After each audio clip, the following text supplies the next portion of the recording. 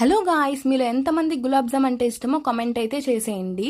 అలాగే గులాబ్ జామ్ని నార్మల్గా తినేదానికన్నా vanilla ice క్రీమ్తో తింటే అసలు దాని టేస్ట్ అయితే వేరే లెవెల్ ఉంటుంది. మీరు ఇప్పటి వరకు ట్రై చేయకపోతే ఖచ్చితంగా ఒకసారి అయితే ట్రై చేయండి, మీకు కన్ఫామ్గా నచ్చుతుంది. అలాగే మీకు ఎలా తినడం ఇష్టమో కామెంట్ అయితే అసలు చేయడం అయితే మర్చిపోకండి.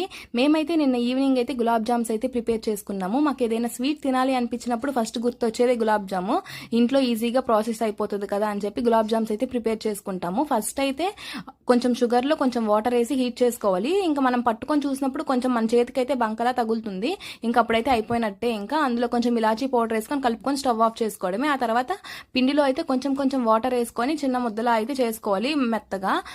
దాన్ని అయితే కొంచెం గోలీ సైజ్ అంతా బాల్స్ని అయితే చేసుకుంటే సరిపోతుంది. ఇంకా ఆయిల్ హీట్ అయ్యాక వేసుకొని ఫ్రై చేసేయడమే. కొంచెం గోల్డెన్ బ్రౌన్ వచ్చే వరకు, బాగా బ్రౌన్ కలర్ వచ్చే వరకు ఫ్రై చేసుకొని ఇంకా మనం చేసిన పాకంలో అయితే వేసుకుంటే గులాబ్ జామ్స్ అయితే రెడీ అయిపోతాయి. అలాగే ఛానల్ ఎవరైనా ఫస్ట్ టైం చూస్తే